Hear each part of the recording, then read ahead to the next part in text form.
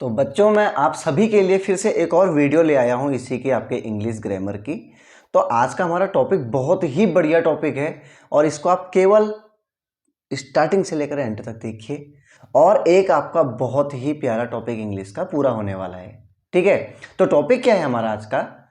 जब पास्ट में यानी अतीत में हमारे पास कोई चीज थी तो आप इसको कैसे बताओगे इंग्लिश में।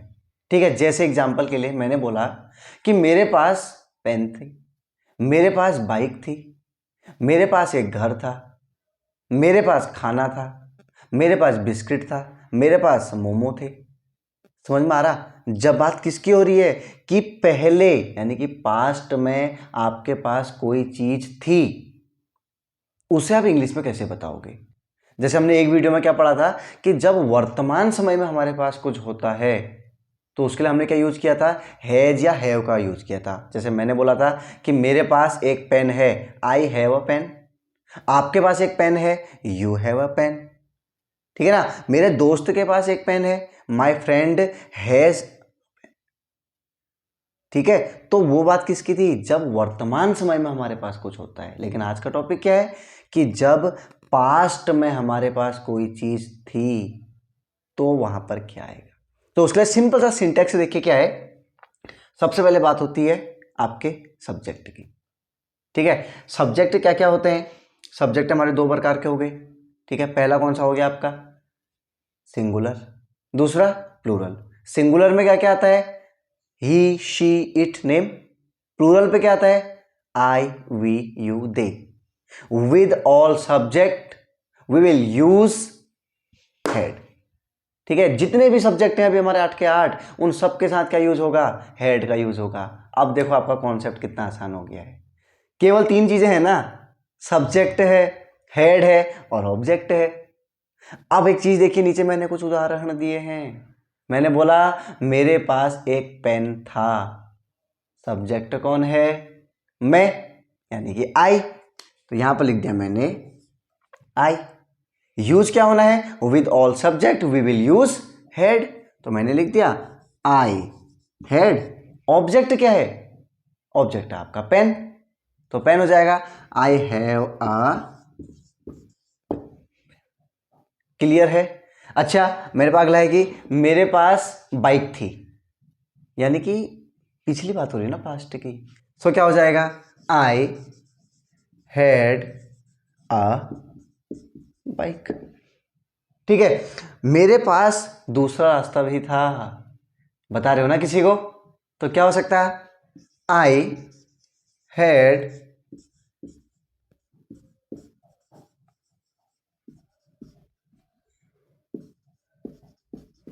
I have another way. ठीक है ना? तो अब अगर आपने किसी को आपने बताना हो, ठीक है ना, तो कि आपके पास अतीत में क्या था। ठीक है, अगर मैं ये बोलूं कि आपके पास बिस्किट थे तो आप क्या बोलोगे? अभी बात किसकी हो रही है? आपकी, यानी you. So you had some biscuits. ठीक है ना? अगर मैंने बोला कि हमारे पास एक पानी की बोतल थी, क्या हो जाएगा? We. So we had a water bottle. अगर मैं यही चीज बोलूं कि मेरे दोस्त के पास एक घर था, my friend had a house. समझ में आ रहा है? With all subject we will use had. कब? जब पास्ट में हमारे पास कोई चीज थी। ठीक है, अब आप एक काम कीजिए, अपने मन से 15-20 सेंटेंस बनाइए और कन्वर्ट करके देखिए। केवल इस फॉर्मूले को याद रखो, सब्जेक्ट, हेड, ऑब्जेक्ट। कितना आसान सा है ना कि आप किसी से भी आप बता सकते हो वर्तमान में, पास्ट में उसके पास क्या क्या चीज है। तो अगर वीडियो अच्छी लगी हो तो प्लीज यार चैनल को सब्सक्राइब करना मत भूलिएगा। और इंग्लिश जो मैं स्पीकिंग करा रहा हूं, इसके जितने भी अभी तक के आपके वीडियोस हैं उन सभी को देखिए। इसी तरीके से इतनी ही आसान वीडियोस हैं। ठीक है, मैं चाहता हूं कि आप लोग जल्दी से जल्दी इंग्लिश में परफेक्ट हो जाएं। अब बात करते हैं इसके अगले टॉपिक में कि जब पास्ट में हमारे पास कोई चीज नहीं थी। समझ में आ गया? अभी तक किस चीज की बात थी कि पास्ट में हमारे पास कोई चीज थी। अगर मैं वही चीज को बताना चाहूं कि पास्ट में हमारे पास कोई चीज नहीं थी, तो उसको हम इंग्लिश में कैसे बताएंगे? तो अगर इस टाइप का कभी भी कोई वाक्य हमारे सामने आता है कि जब पास्ट में हमारे पास कोई चीज नहीं थी, ठीक है, तो उसे हम किस तरीके से इंग्लिश में बताएंगे? ठीक है, तो यहां पर क्या हो जाएगा, देखिए सब्जेक्ट के साथ डिड नॉट का यूज आता है। ठीक है, जब हमारे पास कोई चीज नहीं थी पास्ट में, सब्जेक्ट के बाद क्या आ जाएगा, did not plus have plus object.